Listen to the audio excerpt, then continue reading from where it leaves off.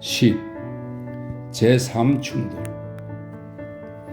덕기는 떠나는 것을 또 하루 이틀 물리는 수밖에 없었다. 부친이 시탕을 한다든지 하면 걱정이 없겠지만 형편이 제가 있어서 조부가 기동이나 하는 것을 보고 갈 수밖에 없었다. 조부도 떠날 테거든 떠나라고는 하지만 그래도 옆에 있어주기를 바라는 눈치였다. 그러나 집에 들어앉았기도 싫었다. 모친과 서조모와 충돌이 생긴 이후로는 제처와 안방 식구와도 싸우고 난 닭 모양으로 지내는 것이 보기 싫었다. 이튿날 덕기는 부친에게 가보았다. 이것저것 이야기할 것이 많았다. 경의 이야기도 물론이려니와 그제 저녁에 조부와 충돌된 데에 대해서 제 의견을 이야기하고 싶었다. 부친은 아직 일어나지 않아서 안으로 들어갔다. 모친이 조부의 정세를 물은 뒤에 서조모가 뭘 하더냐고 물었으나 모른다고만 했다. 어제 사랑에 나와서 울며 불며 무슨 말 한 것은 몰라도 제 철을 가지고 나는 나갈 테니 잘들 살아보라느니 너희 세 식구가 입을 모으고 나를 쫓아내려느니 하는 소리를 하는 것은 못 들은 것도 아니요. 또 아내에게 자질구레한 사연을 듣고는 분하기도 하고 의아한 점도 있었으나 그까짓 말을 준신하고, 이 준신은 그대로 쫓아서 믿는다는 뜻입니다. 준신하고 말질을 하고 다니는 형편쯤 되어서는 안 되겠기로 모두 귓가로 넘기자는 것이었다. 또 너희 철을 덜 볼겠구나. 할아버지께 또 있는 말 없는 말 쏘사기는 것은 어쨌든지 간에 그 어린 것을 모친은 새삼스럽게 분해한다. 그런 줄을 뻔히 아시면서 덧들여 놓으시는 어머니께서 딱하시지 않아요? 뭐라든 어쩌든 가만히 내버려 두시면 그만 아니에요. 사람을 까닭없이 들컹거리는 것을 어떻게 가만히 있니? 어제 아침만 해도 좀 늦게 나갔다고 시비요. 너희 철을 보고 시아버지가 숨을 몰아도 눈 하나 깜짝 안 할 사람이니 어서 돌아가셔서 모두 제 차지가 되었으면 너희들은 춤을 추겠구나 하고 생트집을 잡더라니 그게 말이냐? 제가 그따위 악심을 먹고 어서 돌아가셔서 이 볕백이고 볕백은 벼백섬을 이야기합니다. 볕백이고 끓여가지고 더 늙기 전에 조시집에서 빠져나가려는 생각이니까 그러는 게 아니냐. 모친은 이에서 신물이 나는 듯이 펄펄 뛴다. 글쎄 어머니께서 그 사람을 그렇게 생각하시니 그 사람도 우리를 또 그렇게 덜 씌우는 소리를 하는 게 아닙니까? 첩이라 하고 게다가 나이 젊으니까 하는 수는 없지만 더구나 니 똥꾸린 줄을 모르느니 하는 말씀을 하시면 누구든 가만히 있을까요? 팔이 안으로 굽는 것이라 덕기는 자기 모친에게 더 동정이 가기는 하지만 그래도 자기 모친이 매사에 좀 더 점잖게 해서 수원집을 꽉 누르고 채를 잡지 못하는 것이 마음에 부족했다. 아무리면 내가 공연한 소리를 했겠니? 제3날만 하더라도 그 법석통에 어멈과 틈틈이 수군거리다가 남들은 바빠서 쩔쩔 매는데 진정에서 누군가 올라와서 무슨 여관에선가 알아 누웠는데 곧 가보아야 할 일이 있다고 영감님이 안 계신 틈을 타서 휙 나가버리니 저 어멈이 숨을 모은데도 그럴 수 없는 게 그게 말이냐? 그건 고사하고 갓난인연이 보니까 최참봉하고 문간서 또 수군거리다가 최참봉은 사랑으로 들어가 버리고 수원댁은 허둥지둥 나가더라니 저희끼리 무슨 꿍꿍이 속이 있는지 암만 해도 수상하지 않느냐? 아무리 정성이 없고 할 줄 모르는 일이라 하기도 대낮까지 경대를 버티고 앉았던 사람이 겨우 나물거리를 뒤적거리는 채 하다가 썰어 맡겨놓고 휙 나가는 그런 버릇은 어디 있고 원체 그 어머니 최참봉의 천으로 들어온 거라는데 들어온 지 며칠이 못 되어 부동이 되어 쑥덕거리고 또 게다가 나갈째 대문 안에서 최참봉과 수군거린다는 것은 무엇이냐. 어쨌든 저희들끼리 무슨 내통들이 있는 것이 뻔한 게 아니냐마는 할아버지께서야 그런 걸 아시기나 하시니? 덕기는 수원집이 제3날 조부가 출입한 틈을 타서 1시간 동안이나 나갔다 들어왔다는 말은 아내에게 들었으나 그다지 의심스럽게 생각하지 않았다. 그러나 모친의 말대로 그렇다 하면 좀 더 의아하기는 하다. 그래, 할아버지께서는 뭐라고 하셔요? 뭘 하시긴, 아시긴 하나? 건넌방 아이 보는 갓난인연이 보고 들어와 하는 말이니 최참봉하고 수원댁이 문간에서 만나본 것은 사실일 것이나 애초에 수원집을 조 의관에게 떼어준 사람이 최참봉이니 들어오고 나가고 하다가 우연히 문간에서 만난 것인지도 모르겠고 어멈을 최참봉이 지시하여 드린 것도 우연히 그렇게 된 것이지 반드시 그지간에 맥락이 있는 일이라고만 생각할 수도 없으며 또 수원집이 제삿날 나갔다는 것만 해도 사실 친정에서 누가 와서 있다가 독감이고 걸려서 누워있게 되어 사람을 보내 만나자고 기별하니까 어머니 말을 받아 넘기느라고 수근수근하고 뒤미쳐 나갔던 것인지도 모를 일이다. 친정에서 누가 왔대요? 덕기가 물으니까 오라비라고 하더라마는 오라비면야 왜 사랑에 와서 판을 차리고 누웠지 않고 여관에 가서 자빠졌겠니? 어쨌든 오라비기로 그렇게 불이시각하고, 불이시각은 시간을 지체하지 않는다는 뜻입니다. 불이시각하고 뛰어갈 건 뭐냐 하는 모친의 말 눈치는 어디까지든지 의심을 내는 것이었다. 그 역시 사람의 일을 누가 안다고 그렇게만 밀어붙여 둘 수가 있나요? 할아버지께는 벌써 말씀해두고 나갔던 것인지도 모를 것이요. 덕기는 그래도 모친의 그런 생각을 말리려 했다. 수원집을 두둔하려는 게 아니라 어쨌든 구순하게 지내게 하자는 생각으로였으나 모친은 아들이 자꾸 수원집 편을 드는 것 같아서 못마땅했다. 모자는 잠깐 말을 거치자 덕기는 일어서면서 할아버지께서 있다고 내일이고 좀 오시라고 하시더군요. 하고 조부의 명을 전했다. 어차피 어떠신가 가벼우려 했지만 무슨 말씀이 계신 게로구나? 모친은 잠깐 뜨끔한 생각이 들었다. 몰라요. 수원집이 뭐라고 했는지요? 그야 묻지 않아도 그렇겠지만 모친은 아무래도 뒤가 꿀리는 말을 해놓아서 애가 탔다. 부친은 사랑해서 밥상을 받고 앉았다. 오늘 못 떠나겠구나? 네. 덕기는 할아버지와 아버지께서만 그러시지 않으셨다면 저야 가도 좋겠지요만 이라고 하고 싶었으나 말이 나오질 않았다. 이번 봄이 졸업 아니냐? 그래. 어디를 들어갈 테냐? 부친이 아들의 공부에 대하여 묻는 것은 처음이다. 절대 방임주의, 절대 자유주의라 할지 덕기가 꽁꽁 혼자 생각하고 결정을 하여 조부에게 말하면 이 양반은 신지식에 어두워 그런지 학비만 내어줄 뿐이요. 부친에게 허락을 구하면 그저 고개만 끄덕일 뿐이었다. 그것으로 보면 덕기가 이만큼이나 되어가는 것은 제가 못생기지 않고 제주도 있거니와 철도 일찍 들어 그렇다고 할 것이다. 경도 제대로 들어갈 가는데요. 그럴 게 뭐 있니? 경성 제대로 오면 입학에 경쟁이 심한 것도 아니오. 또 집안 형편으로도 좋지 않으냐? 글쎄 옳시다. 그래도 좋겠죠. 덕기는 아무쪼록 서울에서 떨어져 있고 싶었으나 경성으로 오게 되면 와도 그리 싫을 것은 없었다.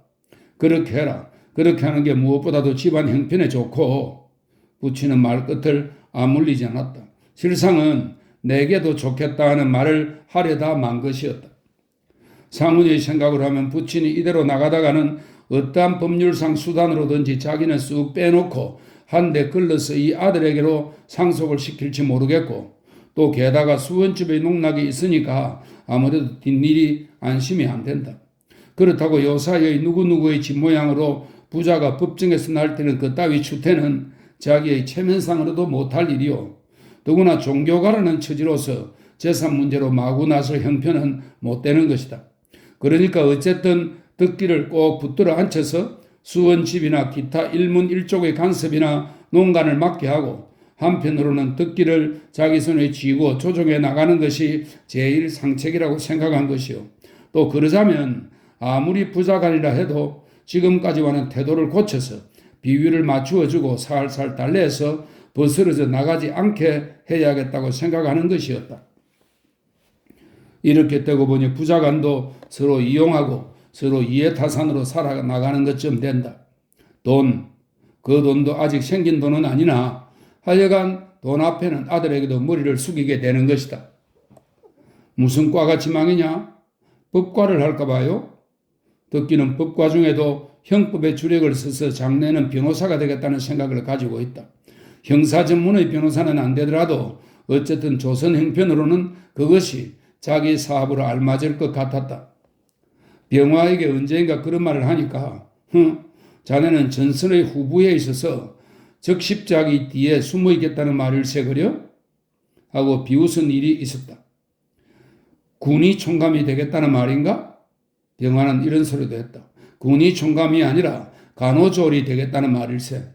덕기가 이렇게 대거리를 하니까 간디도 변호사 출신이었다 하고 짓궂이 놀렸다.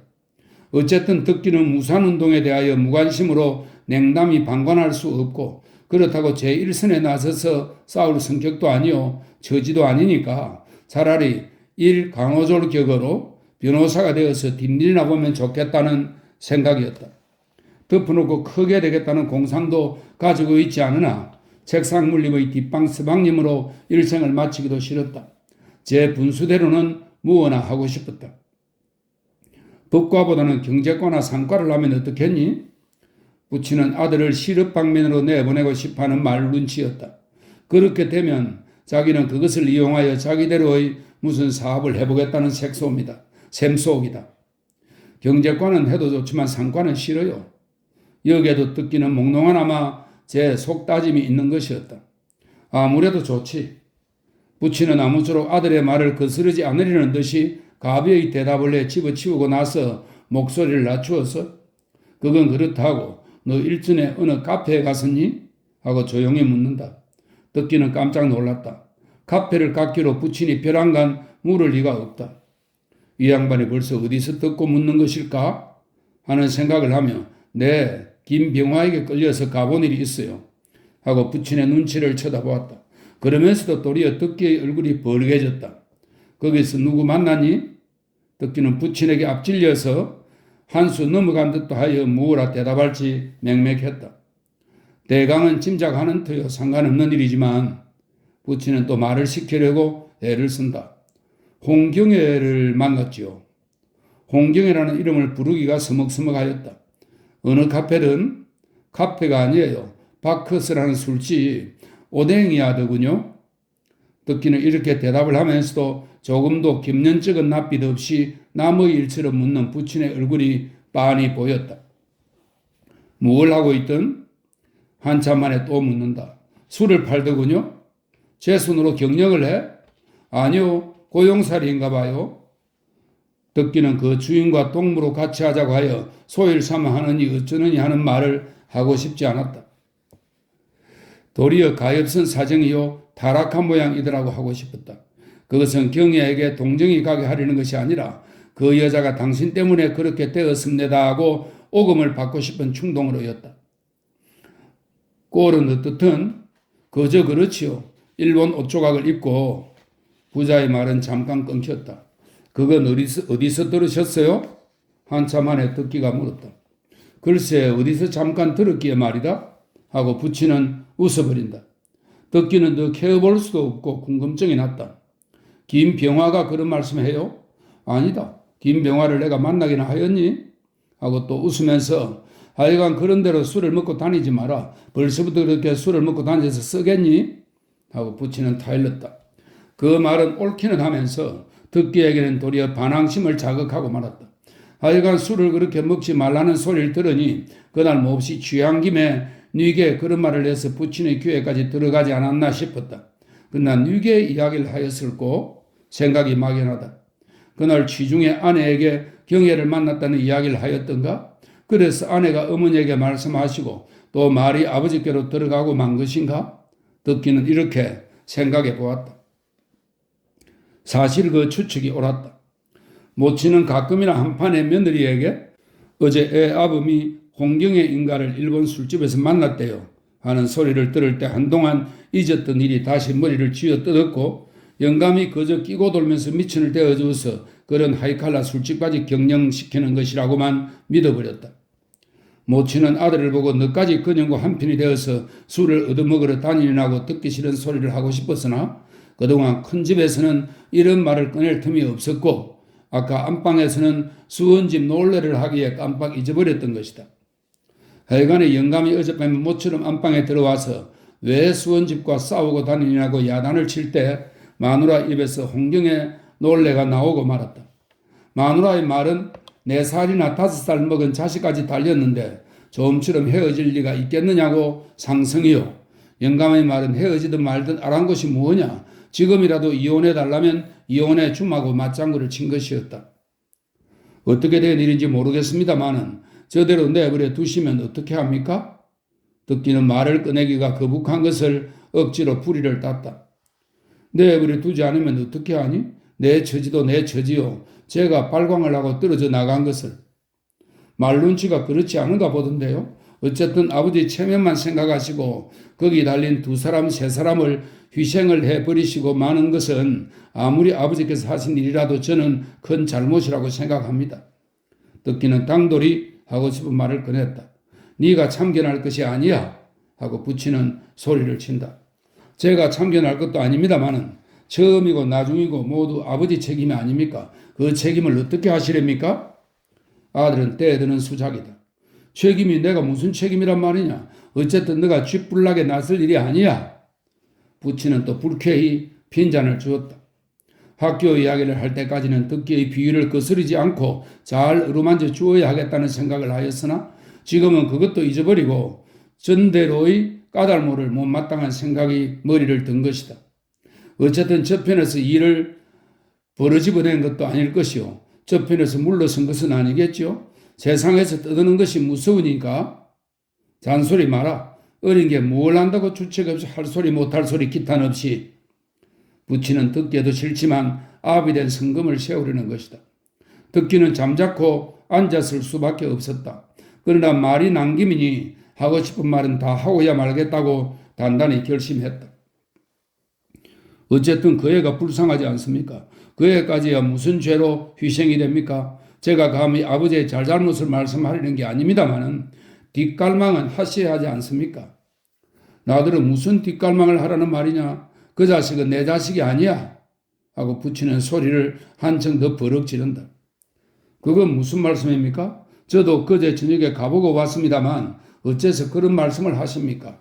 안 할 말씀으로 아버지께서 책임을 못 피하시려고 허물을 저편에 덜씌우고 발을 빼시려고 그렇게 모함을 잡으신 것은 설마 아니시겠죠? 듣기는 상성이 났다. 무엇 어째? 그게 자식으로서 아비에게 하는 말버릇이냐? 하고 부치는 화를 참느라고 소리를 낮추어서 어서 가거라 어서 가 하고 들것질을 한다. 마치 제삿날 조부가 자기에게 한 말을 대를 물리듯이 나가라고 한다. 부치는 듣기가 아이까지 보았다는 말에는 역정을 내면서도 궁금증이 났다. 그러나 그것을 다시 따져서 물어볼 형편도 아니다. 지금 듣기에게 그 자식은 내 자식이 아니라고 막가는 말을 하기는 했지만 이때까지 교회 사람이나 일반 사회에 대하여 경애와 아무 관계가 없는 듯이 변명하기 위하여 해온 말을 자식에게도 되풀이한 것에 지나지 않은 것이나 자기 마음을 혼자 몰래 쪼개놓고 본다면 그 자식이 자기 자식이 아니라고는 생각해 본 적이 없다. 더욱이 자식보다 경애 자신에게 대하여까지라도 3년이 넘는 오늘날까지 아주 잊어버린 것은 아니다. 다만 지금 와서는 새삼스럽게 가까이 할 기회도 멀어졌고 만나볼 면목도 없고 보니 애를 써 묵은 부스럼을 건드릴 필요가 있으랴 하는 생각으로 내버려 둘 뿐이다. 지금은 상훈이만 하여도 그때의 경애를 그렇게 매정스럽게 떼버리지 않고도 다른 도리가 있었을 것이지만 그 당시의 상훈이는 대담치가 못했다. 세상이라는 이보다 교회 속에 소문이 퍼지는 것만 무서워서 겁을 벌벌 내다가 그야말로 어떻게 뒷갈망을 할 수 없으니까 그렇게 서로 좋지 못한 감정으로 허지부지 떨어지게 되고 만 것이다. 그때 돈 1,000원가량만 들여도 멀리 딴 시골로만 보내버려도 좋았겠지만 부친의 손에서 명목 없는 돈을 1,000원씩 끌어내기 어렵고 화계동집의 집 문서조차 부친의 수중에 있으니 불시에 빚을 내는 수도 없는 터에 동경에 간 경에는 미칠 듯이 돌아오겠다 하고 또 사실 몸이 무거워가는 것을 내버려 둘 수도 없고 하여 데려 내오기로는 했으나 나와서 당주동 집에 있으면 드나드는 교회의 전도 부인들의 눈이 무섭고 하니까 급한 대로 북미창정 집으로 숨겨버린 것이었다. 남듣기에는 딸은 여전히 동경서 공부하고 자기는 서울서 혼자살이 하기 어려우니까 수원으로 다시 내려간다 하고 교회 사람의 전별까지 무서워서 으름으름하고 수원까지 잠깐 갔다가 올라와서 집 정돈을 하고 딸을 맞아들인 것이다. 모녀의 종적이 깜쪽같이 진 것을 보고 누구나 천당에 먼저 올라가서 거룩하신 아버님 앞에 있으리라고 생각지는 않았던 것이다. 감추고 숨기는 것도 하루 이틀이지 요 좁은 서울 바닥에서 전차 속에서나 길거리에서 전일의 교회 형님 아우님을 만날 때 시골에서 잠깐 다니러 왔다는 핑계도 한두 번이다. 소문은 을토당토 아는 데서부터 시작되어 점점 정통을 쏘아 들어가게 되어 어지중간에서 뽑기는 사람은 경의 모친이요. 상훈이는 얼굴이 노래서 돌아다닐 뿐이었다. 아주 교회와 땀을 쌓고 배를 치고 나선다면 처바나 얻었다고 세상에 없는 죄를 지은 것도 아니요. 도리어 떳떳할지 모르겠지만 그래도 세간적 명예를 희생할 용기는 안 났다. 그러면서도 아직은 멀리 보내거나 떨어지지도 않았다. 그동안에 아이는 낳았다. 자, 이제는 머리 떨어져 가 살 테니 한미천 해주. 죄인같이 서울 속에서 숨어 살 수도 없고 수원으로도 갈 수가 없지 않소. 자식은 물론 길러 바칠 것이요. 인연을 끊자는 것도 아니요. 경의 모친은 또다시 돈 논례를 꺼냈다. 생각해보니 상훈이가 교인이라 아내가 죽기 전에야 이혼을 할 수 없고 이혼 못하면 떳떳이 내놓고 살 수 없다. 그것도 자기네들이 교회 방면에 연이 없었다면 모르겠으나 그렇지 못한 사람의 유족으로서 가위 조상훈의 첩노릇을 한 데서야 상훈이의 체면도 체면이려니와 주거니의 낯도 깎이는 것이다. 어쨌든 서울은 떠나고만 싶었다. 그러나 상훈이는 몇 달 전에 경애를 동경서 불러내려 할 때보다 돈 순환이 더 어려웠다. 그것은 수원집이 그동안에 수원 떨거지 편으로 소문을 듣고 영감님에게 고자질을 했기 때문이다. 영감은 아들에게는 이런 말 저런 말 안 했으나 한층 더 돈 한 푼 자유로 쓰지 못하게 단속을 한 것이었다.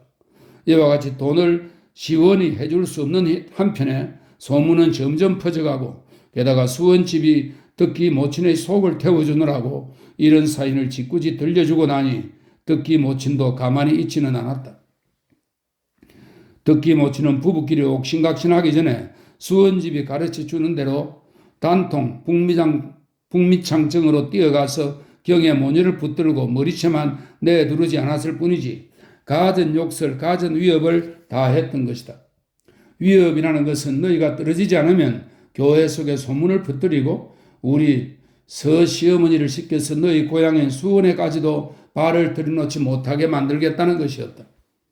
이때부터 상훈이의 부부는 아주 등을 맞대고 살게 된 것이다. 덕기 모친이 방망이를 들고 난댔자 그것이 무서운 것은 아니요.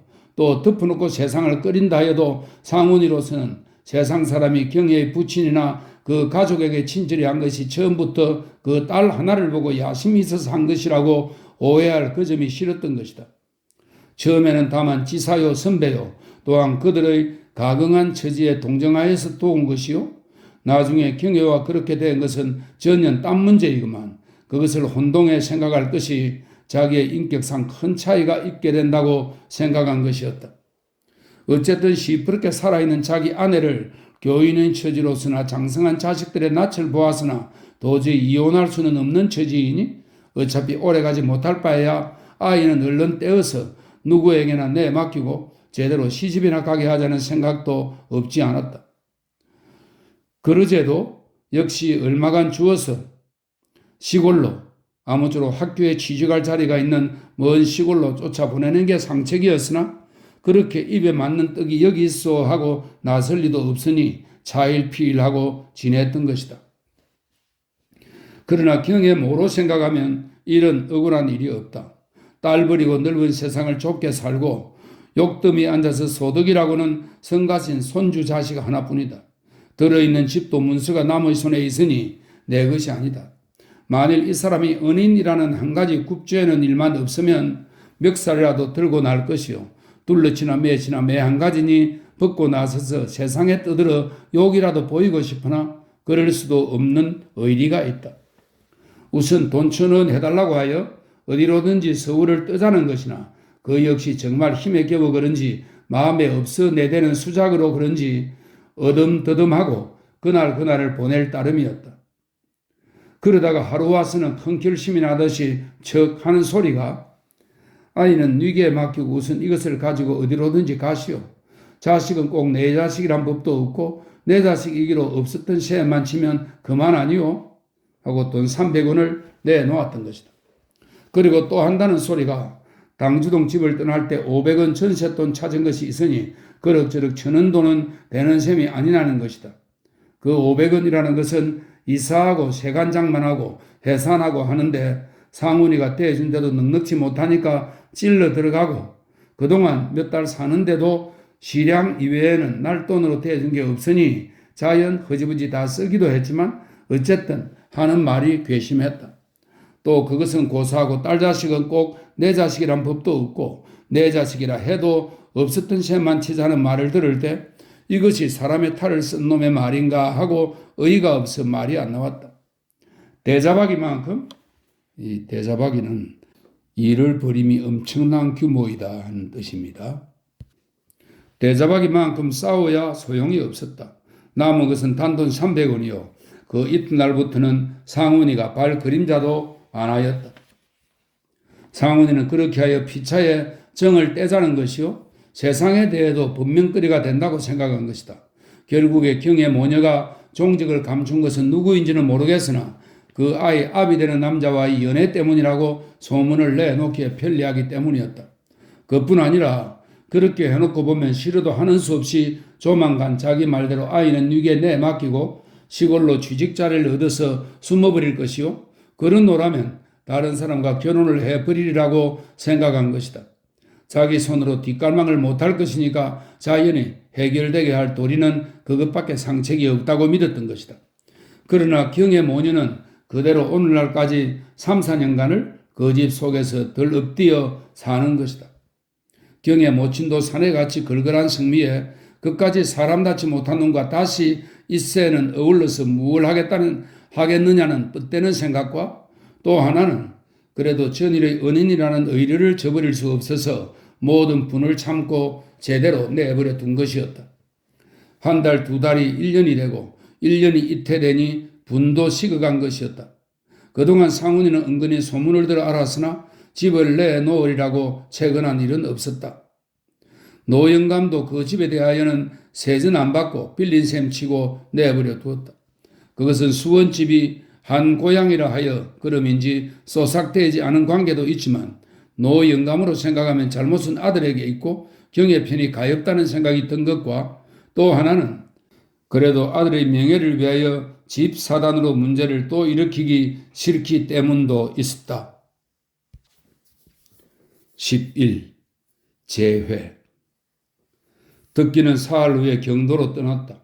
조부는 점점 더 허리를 꼼짝 못하게 되어 척 너리뜨리고 누워서 똥오줌을 받아내는 터이나 원체가 생병이라 먹을 것은 다 먹고 의사의 말도 한 일주일 있으면 기동하리라고 하니까 조부도 떠나라 하고 학교도 졸업에 미쳐서 너무 빠질 수 없어서 떠나는 것이었다. 모친은 오늘도 오지 않았다. 그저께 듣기가 기비를 하여 문안경 왔을 때 시아버지께 어찌나 혼이 났든지 좁은 생각에 암상도 났고 분하고 무서워서 그전 같으면 날마다 앓는 시아버지의 문안을 왔을 텐데 그제 어제 이틀은 듣기만 보내고 자기는 오지를 않았다. 그러기 때문에 오늘은 와보고 싶건만 그러면 시아버지가 너는 앓는 아비는 보러 오지 않고 자식이 길 떠난다니까 온 거로구나 하고 또 야단을 만날까봐 안 오고 만 것이다. 저번에 왔을 때 시아버지는 수원지보다 한 길 더 뛰며 야단을 쳤다.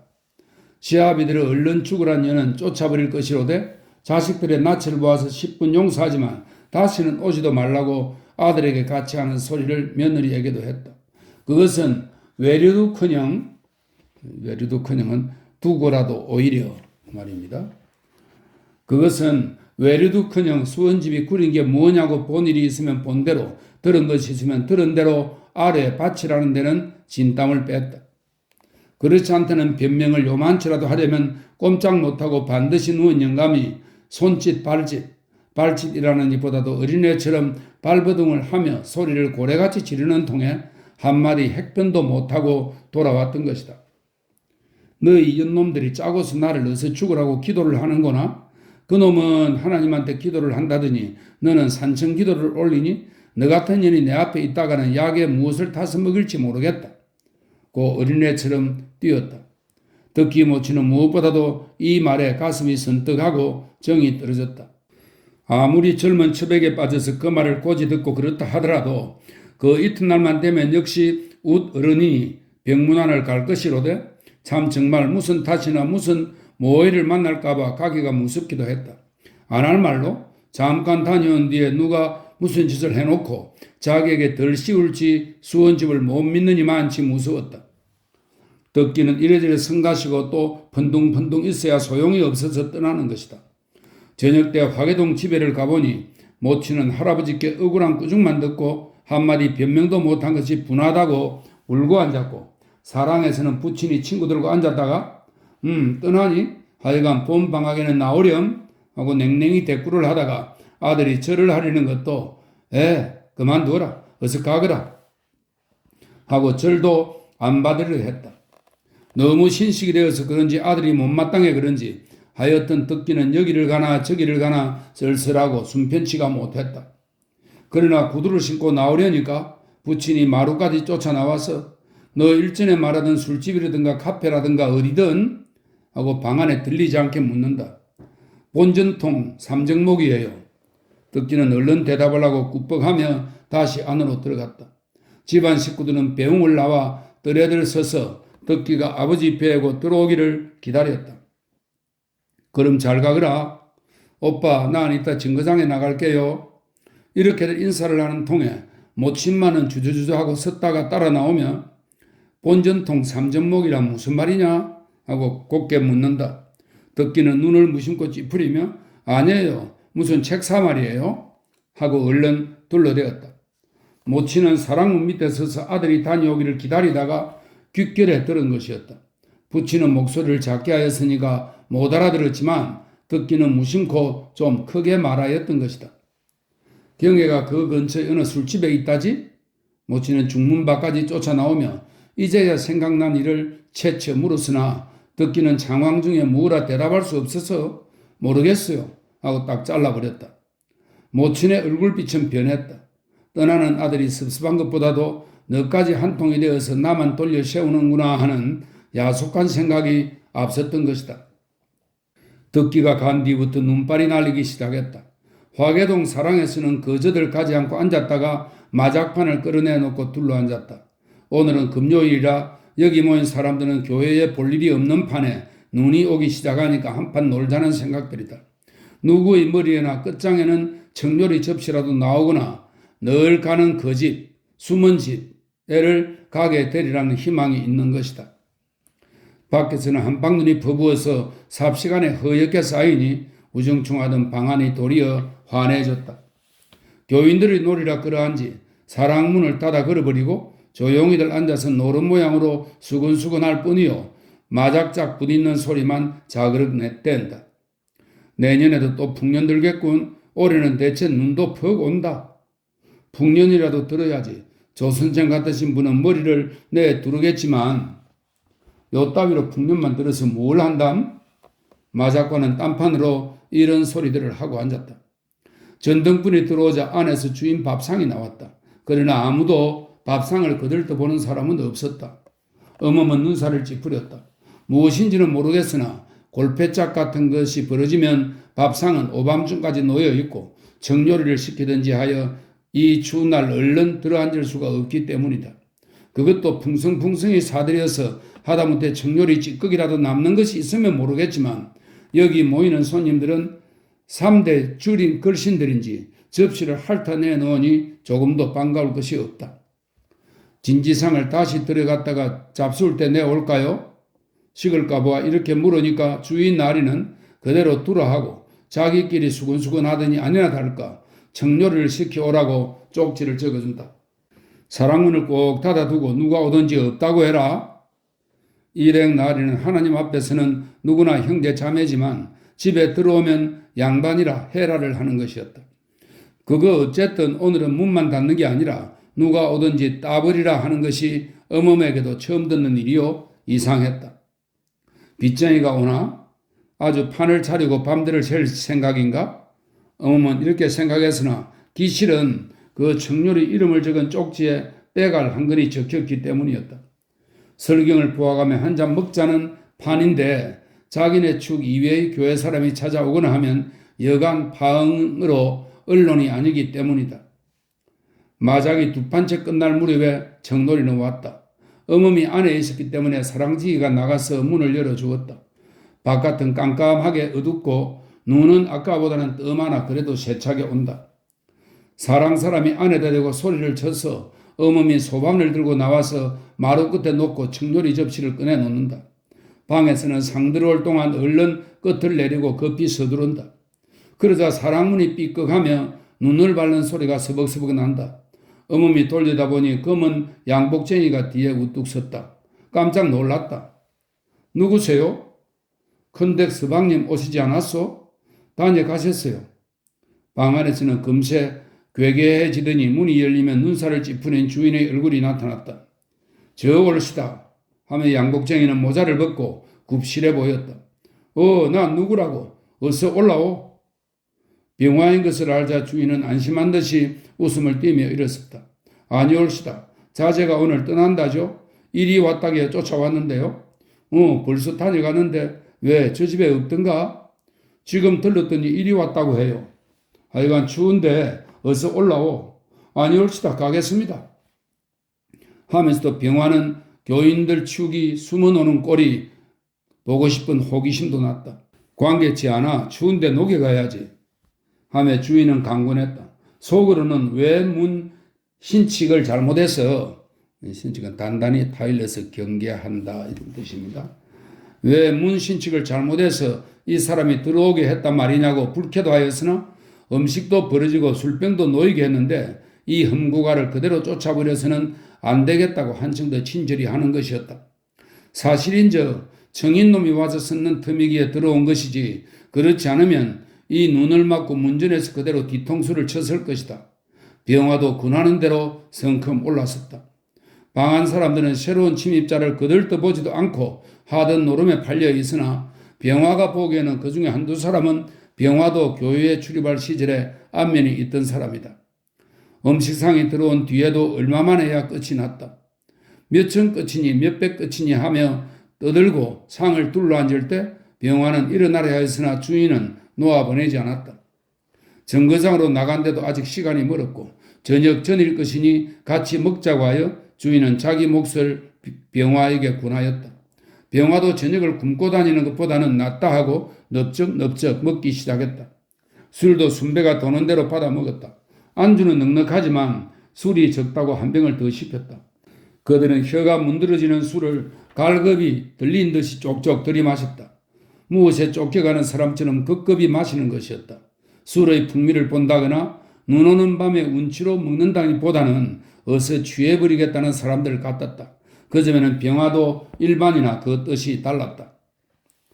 요새 세문박 어디 있다지? 한참 동안 쭈르륵 쩌덕쩌덕하고 부산이 먹기에 입을 벌리는 사람이 없다가 비로소 주인이 병화에게 말을 걸었다. 이 사람이 아들의 친구건만 상훈이는 무관히 할 뿐더러 얼마쯤 친숙하게도 생각하는 한편에 무서워도 하는 것이었다. 오늘만 하더라도 자기네 이러한 비밀한 놀이를 하는 것을 여기저기 다니며 떠들어 놓을까 봐 한층 더 관대를 하는 것이었다. 그래 무엇 버는 것도 없이 지내는 게 용하이 그려? 언젠가 일전에 어르신네를 잠깐 만나 뵈었지만 그러지 말고 댁으로 그만 들어가는 게 어떤가? 상훈이도 술이 몇 잔 들어가더니 아까와 같이 헛소를 집어치우고 아들의 친구라 하계를 한다. 여기서처럼 술도 먹고 밥도 먹을 때 기도도 않고 하면 들어가도 좋지요마는 집의 아버지는 아편 중독에도 3기는 넘으셨으니까요? 하고 병화는 웃었다. 그네들은 종교를 아편이라 부르는 버릇이 있다. 병화의 말에 여러 사람은 무색해졌다. 상훈이도 말이 꼭 막히고 말았다. 사실 그들은 집에서 처자와 밥상 받을 때에는 기도를 하나 지금 여기서는 기도할 것을 잊어버렸다. 천국 요리와 술에 대하여는 하나님이 기도를 면제하여 준 것 같이. 실례입니다만 여러분들께서도 언제나 이렇게 노시면 자유스럽고 유쾌하고 평화스럽고 사람된 제대로 사는 맛을 보게 되지요. 시집가는 색시처럼 성적을 하고, 성적은 혼인날 신부가 얼굴에 분을 바르고 연지를 찍는 일입니다. 색시처럼 성적을 하고 눈을 감고 화롯을 벗겨 입고 앉았으면 괴로우시겠죠? 병화는 이렇게 역습을 해보았다. 사람이 파탈을 하는 것도, 파탈은 어떤 구속이나 예절에서 벗어나는 겁니다. 사람이 파탈을 하는 것도 어떤 경우에 좋을지 모르겠지만 무상시로 술이나 먹고 취생몽사로 헐개가 너스러졌어야 쓰겠나? 가다가다 긴장한 정신과 생활의 안식을 주려고 이렇게 노는 것도 무방은 하지만 상훈이가 반대도 아니요 변명도 아닌 어름어름하는 수작을 했다. 하필 술을 먹고 논다 해서 말씀이 아니라 기분으로나 양심으로 말입니다. 술이나 먹고 마작이나 하고 농세상으로 지내니까 자유스럽고 유쾌하고 평화스러우리라는 그런 타락한 인생관이 어디 있겠습니까마는 지금 말씀하신 그 긴장한 정신, 긴장한 생활이란 무엇을 위한 것이었던가를 생각하실 필요가 있겠죠. 종교생활보다도 더 긴장한 생활, 더 분투의 생활이 있는 것은 생각하셔야지요. 병화가 문학청년같이 도도한 열변을 꺼내 놓으려니까 여러 사람은 나중시킨 술이 왜 안 오나 하는 생각을 하며 눈살을 찌푸리고 앉았다. 그러자 술이 왔어 하고 닫은 문을 흔드는 바람에 방문들을 여닫고 또 한참 부산했다. 병화는 좀 더 자기의 포부도 늘어놓고 좌중 사람에게 듣기 싫은 소리를 내놓고 싶었으나 이야기할 틈을 탈 수가 없었다. 음식이 끝나니까 상우는 병화를 재촉하듯이 하여 데리고 나와버렸다. 병화는 취하지 않았으나 상훈이 생각에는 취한 것 같아서 공연히 여러 사람들에게 생이질을 할까 보아서, 생이질은 시양이질의 준말인데요. 한창 바쁠 때 쓸데없는 일로 남을 귀찮게 구는 것입니다. 공연히 여러 사람들에게 생이질을 할까 보아서 얼른 배송을 내자는 것이었다. 배송을 내자는 쫓아내는 것을 달리 이르는 말입니다. 배송을 내자는 것이었다. 마작인가하는 그따위 고등유민, 유황계급의 소일거리 판을 차려놓고 어중이 떠중이 모아들이지 말고 그런 돈을 좀 유리하게 쓰시는 게 어때요? 병화는 문간에 나오면서 또 이런 듣기 싫은 소리를 했다. 그런 돈을 유리하게 쓰라는 말에 상훈이는 일전에 자기 부친대로 유리하게 돈을 쓰라고 하던 말을 생각하면서 누가 마작판을 늘 차려놓고 모나코 왕국을 꾸미겠나마는 올봄에 안동현에 갔던 길에 싼이 사라고 근하기에 사다가 두었던 것이지 하고 변명을 하고 나서는 김군도 주량이 상당하군, 어디 가서 좀 더 자실까? 하고 물었다. 손님들을 두고 나오셔서 어서 들어가십시오. 저는 정거장에 좀 나가봐야 하겠습니다. 벌써 떠났을걸? 지금 곧 나가면 되겠습니다. 지금이 몇 시인 줄 알고 무턱대고 나간다는 것인가? 8시간 넘었네. 상훈이는 시계를 꺼내보았다. 그러지 말고 어디 좋은 데 있거든 가보지. 실상은 병화를 보내고 한잔한 김에 경애가 있다는 바크스라든가 하는 데를 가보고 싶어서 손님들도 내버려 두고 나선 것이었다. 한 군데 가보실까요?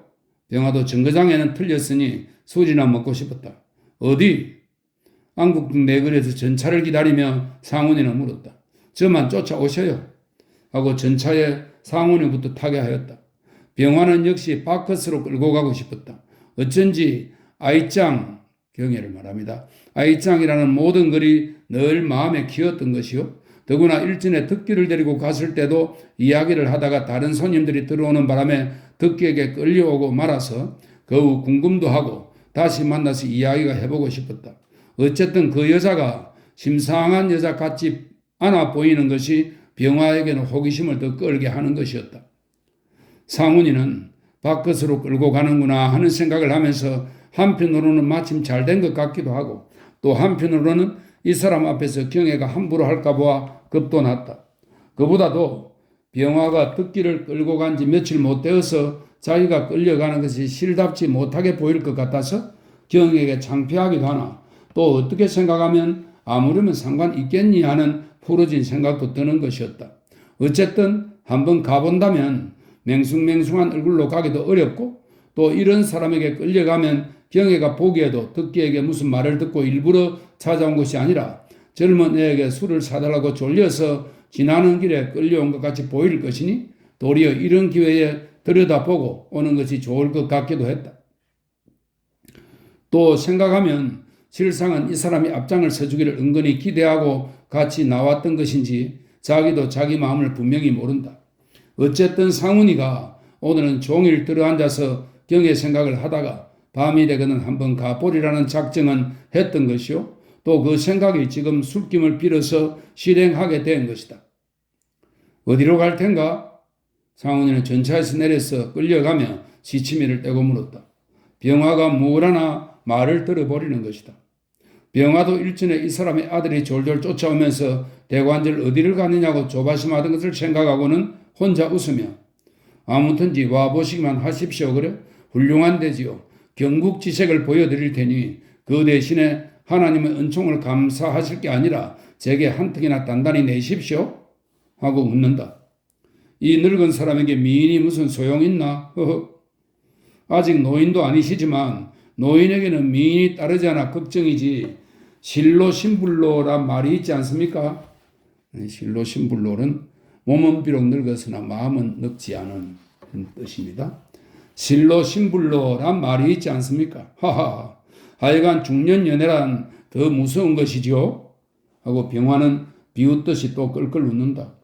상훈이는 중년연애란 더 무서운 것이지요? 라는 말을 듣자 속으로 깜짝 놀랐다. 병화가 모든 것을 다 알고 자기를 무슨 욕이나 보이려 끌고 가는 것이 아닌가 하는 겁이 벌쩍 드는 것이었다.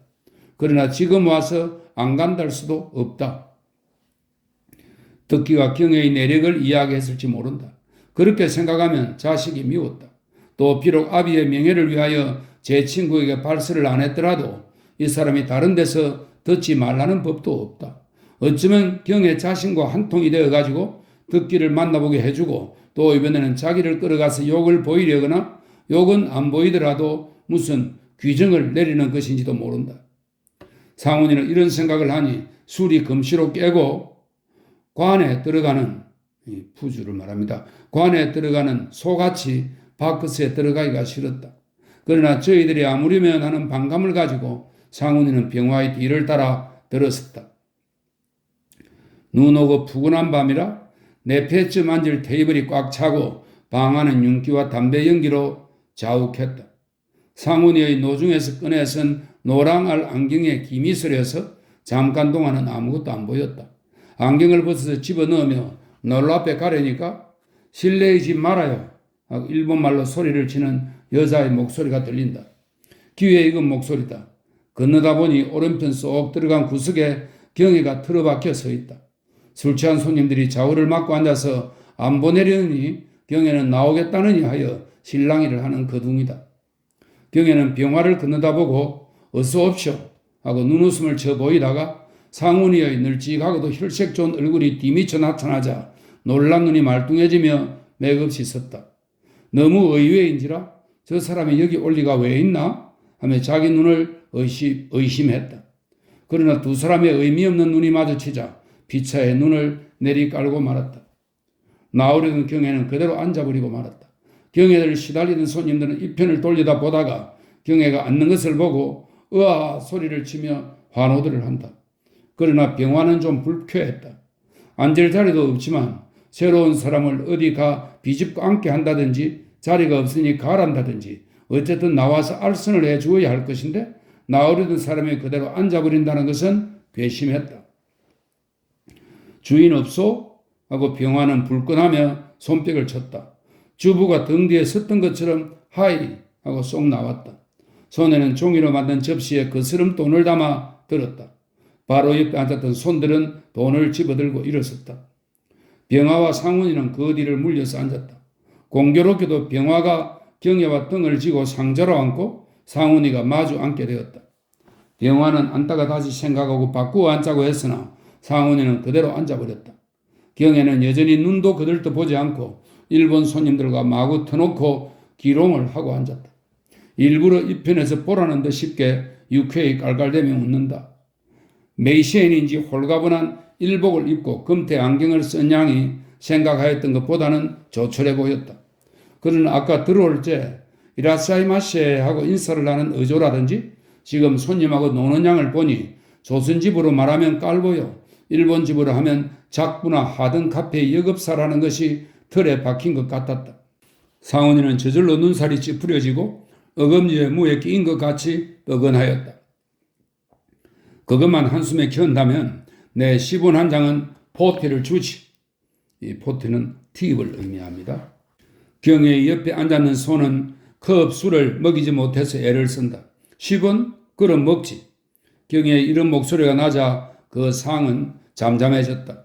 상훈이가 힐끔 돌리다 보니 경혜는 유리컵을 입에다 대고 턱을 차차차차 쳐들어간다.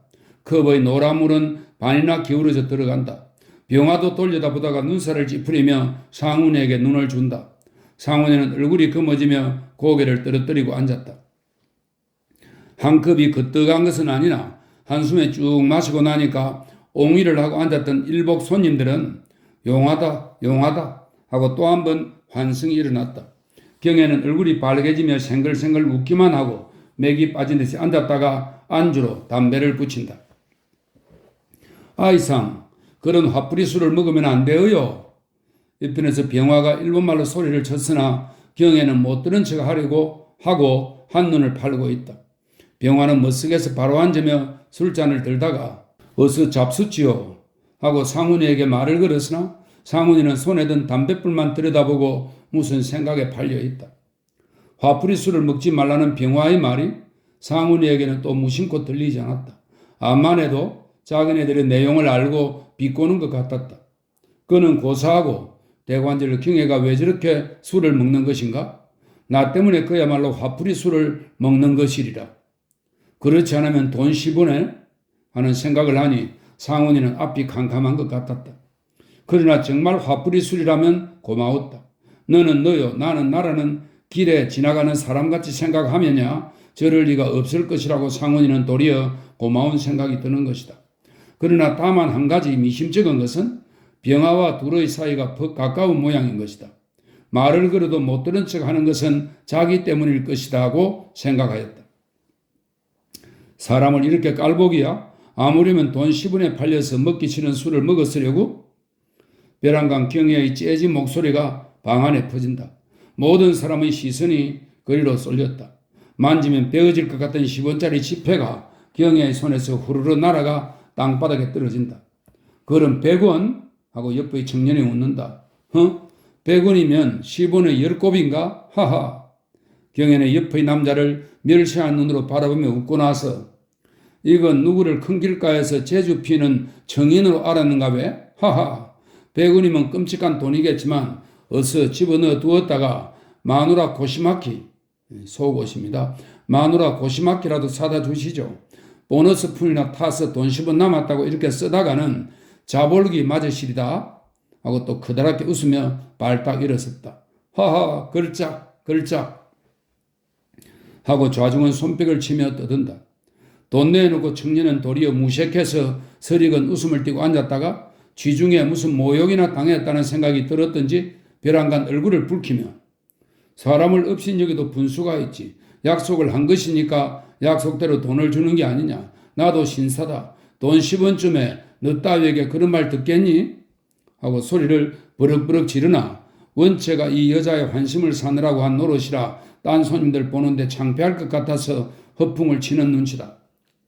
굉장한 호기로군. 준다는 돈 싫다는데 호령이야. 이 양반은 도둑놈에게 절하고 다닐 양반이로군. 지금 세상에 좀 보기 드문 8달 반치로군. 하며 빠져나오다 말고 선채 깔깔 웃는다. 여러 사람들은 또 손뼉을 치며 히어 히어 하고 웃는다. 어디 얼마나 가지고 그러는지 있는 대로 미천을 다 털어놓아 보시오. 그 돈 가지고 한턱 잘 먹읍시다 그래요? 여러분 내 한턱 쓸게요. 경에는 또 찍고 까부는 수작으로 농쳐버린다. 옳지 됐다 됐어. 그래도 우리 아이상이 달라. 아이상 만세. 아이코상 예찬 하고는 떠들었다. 숭배하는 미인이 당이정묘한 이 당이정묘는 말기가 밝고 말솜씨가 뛰어나다는 뜻입니다. 숭배하는 미인의 당이정묘한 말솜씨에 외국 청년들은 아주 녹았다. 그 바람에 기껏 노해 보이던 친구도 껄껄 웃고 마는 수밖에 없었다. 자 갑시다. 이런 살풍경한 속에서 꾸물거리지 말고 요리집으로 자리를 옮깁시다. 오아이상 어서 대장 우리 여왕 전화부터 일어나셔야지 하고 덤벙대는 축은 벌써부터 일어나서 서두른다. 자 그럼 가자고 하고 경애는 일어나서 안으로 들어간다. 병화의 상앞을 지나가다가 미안합니다. 많이 잡수고 가세요 하고 지나는 인사 한마디만 내던져 주었다. 상훈이는 점점 더 모욕을 당한 것 같아서 술을 입에 댈 맛도 없었다. 경애는 후딱 양장을 차리고 나왔다. 푸근한 틀웨투에 검정 모자를 삐딱이 쓴 모양이라든지 주기가 오른 불그레한 얼굴이 아까와는 또 다른 교태가 남자들의 눈을 현황하게 했다. 자 어서 나오시오 하고 경애는 앞장을 섰다. 그럼 일찍이 들어와요. 술 먹지 말고. 요새는 왜 이렇게 남봉이 났누? 주부는 이런 소리를 했으나 못 나가게 말리지는 않았다. 주인으로서 말리지 못하는 것을 보니 경애가 이 집에 꽉 매인 고용꾼이 아닌 것을 상훈이도 짐작할 수 있었다. 사오인의 주정꾼을 몰고 나가는 경애의 뒷모양을 상훈이와 병화는 멀거니 바라보고만 앉았을 수밖에 없었다. 닭족던 개의 상판을 연상하게 했다. 그 한 패가 나가니까 한 구석이 텅 빈 듯이 벼랑간 쓸쓸해졌다. 그 누구들이요? 병화가 주인을 보고 물었다. 여기 다니시는 은행축들이에요? 재밌는 젊은이들이에요? 퍽 친한가 보군요? 아니요. 공님이 오늘은 해망이 나서 그러지요. 이 해망은 행동이 회개하고 요망스러움입니다. 공년이 오늘은 해망이 나서 그러지요. 이제 곧 오겠지요. 곧 오거나 말거나. 병화는 이런 소리를 하면서도 모처럼 왔다가 무시를 당하는 것이 분하기도 하고 섭섭하기도 했다. 일 보는 사람을 손님들이 마구 끌고 나다녀도 가만 내버려 두시오. 카페 같은 데서는 그렇게 못하지. 상훈이의 말은 시비 비슷하게 들렸다. 주부는 말뚱이 이 처음 보는 남자를 쳐다보다가 아무려면 어떻습니까? 그 사람은 내가 부리는 사람도 아니요. 내 친구예요. 하고 무슨 상관이냐고 대거리를 하는 눈치다가 다시 말을 누겨서 요 뒤에 우리 아는 요리집이 있는데 거기들 간 것이에요. 하고 휘갑을 친다. 아무리나 더 앉았기는 싫었다. 욕보로 애를 쏜 것 같아서 다만 분했다. 두 사람은 그대로 일어섰다. 왜 그러세요? 미인이 없어서 그러십니까? 하고 주부는 놀리듯이 웃는 것도 못마땅했다. 두 사람은 다른 카페로 가서 술을 또 먹기로 했다. 상훈이는 그야말로 화풀이 술을 기껏 먹으려고 판을 차렸다. 병화가 있거나 말거나 체면 없이 계집애들을 주물러 터뜨릴 듯이 떠듬거리는 일본말을 반씩반씩 해가며 가전 추태를 부리는 양을 보고 병화도 어이가 없었다. 이 사람이 이러다가도 내일이면 교당에 가서 아멘을 부르느니 하는 생각을 하면 미운 생각이 지나쳐서 흠씬 놀려주고도 싶었으나 그래도 친구의 부친이라 웃고만 앉을 수밖에 없었다. 11시가 넘어서 카페에서 겨우 떨어져 나왔다. 그러나 이때까지는 이것저것 다 잊어버렸던 것 같던 사람이 거리로 나오니까 또 바깥으로 가자고 반론을 한다. 여보게, 우리 다시 한번 가게. 고 계집애에게 그런 푸대접을 받고 자네같이 깎이지 않나? 상훈이는 다소 혀 꼬부라진 소리를 하나 그래도 꿋꿋했다. 가시죠. 내 체면이 깎인다는 것보다도 그 계집애 손이라도 한번 못 만져보고서는 댁에 가서 잠이 안 오시겠죠? 하고 병화는 놀렸다. 그까짓년 세상에 계집이 그밖에 없겠나마는 그 애가 조선년이라지? 그래요. 하지만 자제하고 매우 친한 모양인데 선생께서는 마구 못하십니다. 병화는 뭘 하나 들어버리고 장난으로 이런 소리를 해보았다. 무엇? 어째? 상훈이는 코웃음을 치며 시치미를 떼었다. 왜 실망하셨을까? 병화는 또 냉소를 한다. 실망은 내가 왜 실망을 해? 나는 지금 자네와 결혼이라도 시켜줄 판인데? 상훈이는 이런 실없는 소리를 하면서도 병화의 말 눈치가 자기의 내력을 모르는 것 같아서 안심이 되었다. 그런 여자가 저 같은 빈털터리에게 눈이나 거들떠 보겠습니까? 병화는 상훈이의 농담이 결코 듣기 싫은 것도 아니었다. 아까 못 보았나? 돈 10원이고 100원이고 그까지 돈 보고 하기 싫은 일 하겠느냐고 하던 말을 들으면 퍽 돈에는 더럽지 않은 위인의 모양이니 안심하게. 글쎄 그럴까요? 그럼 부디 잘 주수만 해 주십시오. 하하하 하고 마구 웃어버렸다. 사막에 해가 떨어지고 밤이 될 때 이미 시어.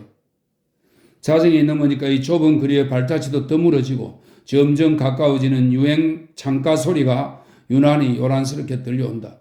그 중에서도 째진 여자의 목소리가 도드러지게 들리자 병화와 상훈이 둘이만 앉았는 옆에서 주정을 받아가며 앉았던 주부가 놀라며 일어난다. 주정뱅이들이 이제야 오는군. 하지만 길거리에서 저게 무슨 짓들이야? 하고 주부는 닫은 문을 열려고 마주 나가는 것이다. 자정을 치니까 가게는 들이고 이 두 손님도 보내려고 애를 쓰고 있는 판이었다. 주정꾼들은 문 밑에 와서 소리를 딱 그치며 떠들썩한다. 가게는 들였어요. 내일 또 오세요. 하고 주부가 가로막으며 또 들어오겠다는 손들을 막는 모양이다. 경애는 거기에는 아랑곳도 안 하고 여전히 아라비아 노래인가 하는 것을 콧노래 삼아 하면서 주부가 길을 터주는데도 들어오다가 환한 불 밑에 두 남자가 고주가 되어서 청승맞게 마주 앉아있는 것을 보자 경에는 웬일인지 눈물이 빙 돌았으나 취중에도 그것을 감추려고 소리를 한층 더 높여서 하던 노래를 계속하며 테이블 사이로 댄스를 하고 한 바퀴 돌더니 병화에게로 와락 달려들어서 무심코 앉았는 사람의 팔을 획 낚아 잡아 일으키니 부엌 방석 같은 남자의 머리가 어느덧 여자의 가슴에 쌓였다. 경에는 유착한 남자의 몸을 질질 끌면서 여전히 춤을 추며 테이블 새로 돈다. 정신 좀 차려요. 두부로 빚어 만든 사내도 다 보겠다. 콘야쿠처럼 왜 이 모양이야? 하고 경에는 눈물을 감추고 병화의 대강이를 장갑 낀 조그만 주먹으로 쥐어받고 나서 깔깔 웃다가 또 다른 소리를 같은 곡조로 꺼내며 매물 돈다. 이운 달이 또 이지러졌으니 해 뜨면 못 들까봐 동틀 때까지 지키고 앉았나? 해 뜨면 못 볼 게니 눈이 시도록 보아라. 턱을 괴고 앉았는 꼴 기구망측 지상이로구나. 하하 하하.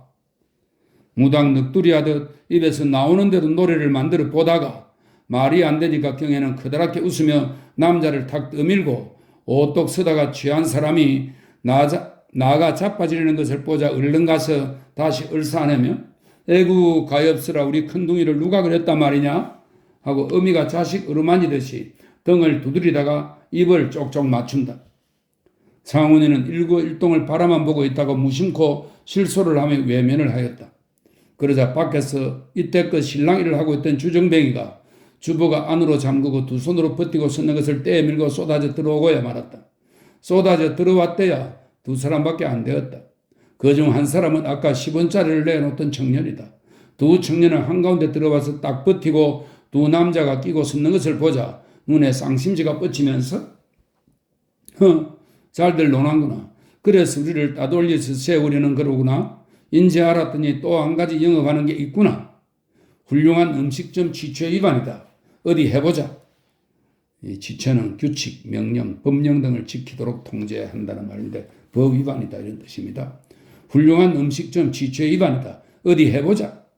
하고 두 청년은 격금 내기로 떠들어댄다.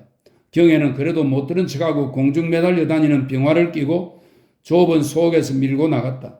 끌고 뒷기름질을 쳤다 하며 춤추는 형종을 하다가 고개를 획 돌리더니 시끄럽게 왜들 이래. 찰그머리처럼 무얼 먹겠다고 쫓아다니는 거야. 어서 그만 가 자요. 하고 몰풍스럽게 소리를 친다. 뭐 어째? 그래도 못 떨어지겠어? 무슨 상관이야. 남이 어디든지 이건 제 계집애나 가지고 욕살리듯 하네. 욕살리다는 남을 마구 놀려주거나 집적거리는 것을 말합니다. 욕살리듯 하네. 어서 집에 가봐요. 마누라가 어떤 놈하고 이렇게 끼고 돌지 모를 게니 그때 할 소리를 미리 여기서 연습을 해보는 게라고는 좀 또 보여줄까? 하고 경에는 또다시 병화에게 입을 맞추는 형용을 한다. 형용만을 하는 것이 아니라 참 정말 맞춘다. 병화는 싫다고도 할 수 없고 해야 할 수도 없으니 좋지 않을 것도 아니었다. 누구를 놀리는 거야? 더러운 것들. 파출소에 고발할 테다. 술이 취한 젊은 애들이 몇 달을 두고 다니다가 결국에 이런 꼴을 보는 것도 분한데 고를 올려주니 눈에 불이 나는 것이다. 더구나 이때까지 서너 시간을 같이 놀면서 수십 원 돈을 쓰고도 손 한 번 만져보지 못하던 여왕이 다른 남자에게 키스를 하다니 회개한 일이다.